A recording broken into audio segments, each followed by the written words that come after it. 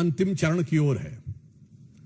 सत्र के उपरांत भारत अपनी स्वतंत्रता के 80वें वर्ष में प्रवेश करने जा रहा है, परंतु उसी के साथ साथ जो कुछ सदन में इस सत्र में घटित हो रहा है वो निश्चित रूप से लोकतंत्र के लिए एक गंभीर चुनौती के रूप में सामने आ रहा है।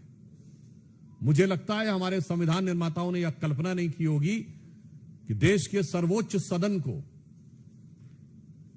कोई बिगड़ा दिल से शहजादा अपनी उद्दंडता और सनक के आधार के ऊपर बंधक बनाकर रख लेगा। ये कठोर शब्द हमें इसलिए प्रयोग करने पड़ रहे हैं कि विगत कई सप्ताह से आपने देखा है कि विपक्ष और विशेषकर कांग्रेस पार्टी और नेता प्रतिपक्ष श्री राहुल गांधी ने निरंतर अपने आचरण से यह साबित किया है कि वो किसी भी प्रकार की सार्थक चर्चा सदन में नहीं चाहते। लगातार उन्होंने अपनी डिमांड बदली है, एक के बाद एक। पहले उन्होंने ये कहा कि नीट की परीक्षा को लेकर नियम में बदलाव होना चाहिए, वो मान लिया गया। कठोर कानून बनने चाहिए, छात्रों की मांग थी, वो मान लिया गया। कैबिनेट में भी प्रस्ताव पारित हुआ और नया बिल भी बन गया। उन्होंने कहा कि शिक्षा मंत्री जी का इस्तीफा होना चाहिए, वो भी मान लिया गया। केसेस हटने की बात हुई, वह भी मान लिया गया। हर बार वो एक नई डिमांड लेकर खड़े हो जाते हैं। फिर उन्होंने कहा कि गृह मंत्री अमित शाह जी आकर सदन में बयान दें। अब जब सरकार सदन में बयान देने को तैयार है, गृह मंत्री जी सदन में बयान देने को तैयार हैं, उसके बाद सदन क्यों नहीं चलने दिया जा रहा है? हम कांग्रेस पार्टी से यह साफ पूछना चाहते हैं कि हर कदम के ऊपर आप अपनी एक नई डिमांड खड़ी कर रहे हैं और जब वो चीज पूरी कर ली जाती है उसके बाद भी आप सदन को नहीं चलने दे रहे हैं। और इससे पूर्व भी सदन में ऐसे अनेक अवसर रहे हैं कि जब अंतिम जवाब दिया जाता है किसी भी विधेयक पर तो कांग्रेस पार्टी भाग खड़ी होती है। अभी आपने देखा कि अनफेयर मींस एग्जामिनेशन में प्रयोग होने वाले इस विधेयक पे भी अंत में वो भाग खड़े हुए राज्यसभा में। वहां से लेके कितने ही ऐसे बिल थे जिनके के ऊपर, मतलब वहां से शुरू करिए, जब अविश्वास प्रस्ताव आया था पिछले में, प्रधानमंत्री जी का जवाब नहीं सुना, भाग खड़े हुए। मणिपुर के ऊपर प्रधानमंत्री जी का जवाब नहीं सुना, भाग खड़े हुए। तो आज हम कांग्रेस पार्टी और राहुल गांधी जी से कहना चाहते हैं, गृह मंत्री जी सदन में आकर हर विषय का बिंदुवार उत्तर देने को तैयार हैं, आप भागिए मत। बहुत स्पष्ट रूप से हम यह कहना चाहते हैं, आप सदन से भागिए मत।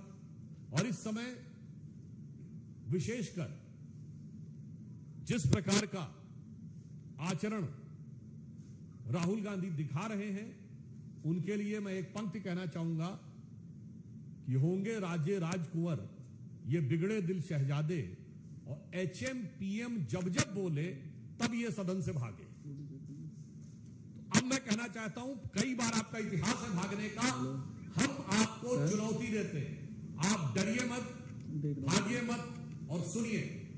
सदन में आपको सुनना चाहिए और रांची में जाना चाहिए, मगर रांची जा नहीं रहे, सदन में सुन नहीं रहे। रांची में छात्रों के साथ अनुशासित, मर्यादित आंदोलन करने वाले छात्रों के साथ जो पूर्णतः गैर राजनीतिक आधार पर अपनी सामान्य समुचित मांगों के लिए संघर्ष कर रहे हैं, उनके साथ जो व्यवहार हो रहा है, उसके ऊपर जहां भारतीय जनता पार्टी ने झारखंड बंद का आज आह्वान किया है, वहीं राहुल गांधी जी के कान पूरी तरीके से बंद है। रांची के छात्रों की गूंज उन्हें सुनाई नहीं दे रही, क्योंकि उनके कान में लेफ्ट साइड के जो ईयरफोन है वो दोनों तरफ लगे हुए हैं, और उसकी ट्यूनिंग जो एब्रॉड से होती है, इतनी लाउड ट्यूनिंग हो रही है कि रांची के छात्रों की गूंज उन्हें सुनाई नहीं पड़ती है। और इसलिए यह भी साफ हो जाता है कि सिर्फ राजनीतिक आधार पर ही छात्र हितों से उनका कोई लेना देना नहीं है, केवल शुद्ध राजनीति करनी है और संसद के सदन को अपनी सनक और उद्दंडता का बंधक बनाकर रखना है। संविधान निर्माताओं ने कल्पना नहीं की होगी कि नेता प्रतिपक्ष जैसे गरिमापूर्ण पद पर, जहां इवन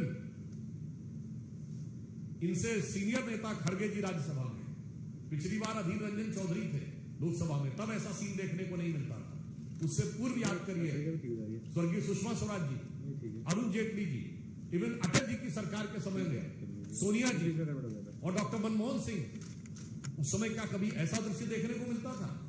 नरसिम्हा राव जी की सरकार में अटल जी और अडवाणी जी, तब कभी ऐसा सीन देखने को मिलता था? तो यह भारत के लोकतंत्र के लिए आज राहुल गांधी जी का आचरण एक चुनौती बन के खड़ा है। और यदि लोकतांत्रिक व्यवस्था और संवैधानिक व्यवस्था पर सबसे बड़ा संकट है तो वो कांग्रेस पार्टी और राहुल गांधी का आचरण। इसलिए हम एक बार फिर उनसे कहना चाहते हैं, राहुल जी भागिए मत, भागो मत, डरो मत और कान खोलकर गृह मंत्री जी का जवाब सुनो। मगर आप सबने देखा है कि ये सत्र के दौरान सदन से भागते हैं और सत्र के बाद विदेश भागते हैं। इसलिए मैं उनसे कहना चाहूंगा कि यह स्वाभाविक है कि आप सत्र के बाद एक बार पुनः विदेश भागेंगे, पर विदेश भागने से पहले इतनी हिम्मत जुटाइए, इतना साहस जुटाइए कि गृह मंत्री अमित शाह जी का वक्तव्य सुनकर जाइए। एक सेकंड, अब हम लोग क्वेश्चंस लेंगे, बताइए, बोलिए।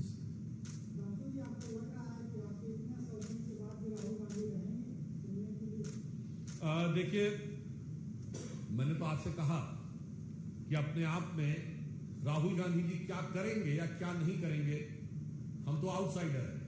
मुझे लगता है कि यदि आप कांग्रेस पार्टी के अध्यक्ष से भी पूछें तो भी शायद वो ना बता पाए।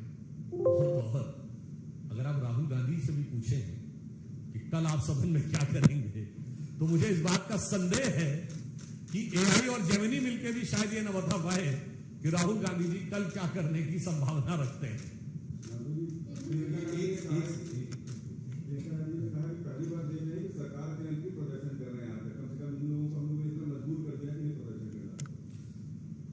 हम प्रदर्शन इस बात का नहीं कर रहे हैं, तो प्रदर्शन कर रहे हैं कि आप आके सुनिए।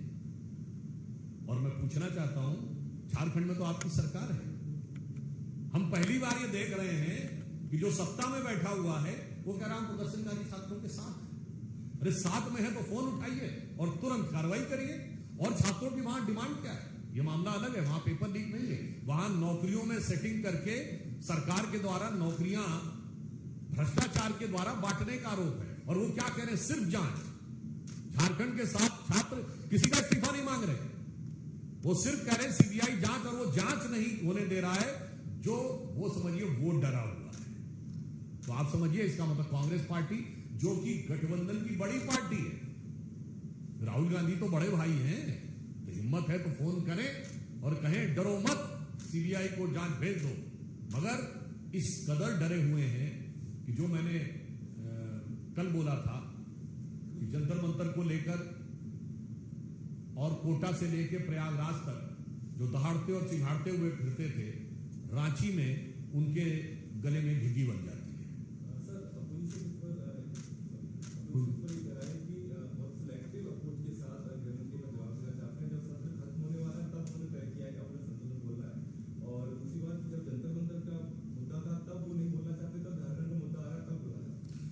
देखिए, पहली बात, सदन की कार्रवाई सदन के द्वारा निर्धारित व्यवस्था से होती है, जो सदन की कार्रवाई बिजनेस एडवाइजरी कमेटी में तय होती है। और उसके हिसाब से जो विधेयक पहले थे उन सारे विधेयकों को क्रमशः एक के बाद एक पारित कराया जाता है।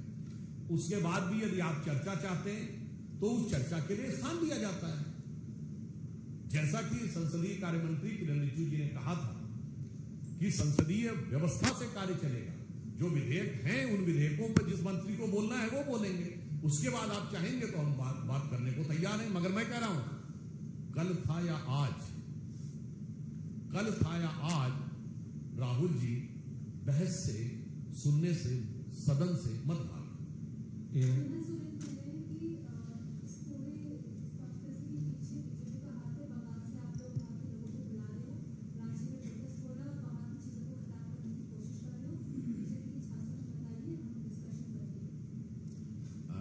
जिसको आप खराब करने के आरोप की बात करते हैं, तो मैं सिर्फ इतना कहना चाहता हूँ, जंतर मंतर का छात्र प्रोटेस्ट और रांची के छात्र प्रोटेस्ट देख लीजिए, वहां किसी के लिए अभद्र भाषा है नहीं, बल्कि कल देवेंद्र महतो बोल रहे थे, उन्होंने कहा कि जब किसी के खिलाफ नारा लगाया जाता है, उन्होंने रोक दीजिए, नहीं लगाता। कोई गालीबाजी है नहीं, रीलबाजी है नहीं, किसी के लिए अपशब्दों का प्रयोग है नहीं, और पुनः मैं कह दे रहा हूं, कोई अज्ञात स्रोतों से ऑर्डर करके स्विगी और जोमेटो के द्वारा पिज्जा और बर्गर के ढेर लग रहे हैं नहीं, रुकने की उत्तम व्यवस्था हो रही है नहीं, इसके बावजूद किसी के हाथ में पत्थर है नहीं, पुलिस वालों को धक्का दिया जा रहा है नहीं। अगर इसमें भी वो कहना चाहते हैं तो भाजपा जिसको नैतिक समर्थन दे रही है उस प्रोटेस्ट और जो उनका नैतिक समर्थन था वो कितना अनैतिक था, उस प्रोटेस्ट का अंतर देख रहे, दूध का दूध पानी का पानी हो जाए। Last question.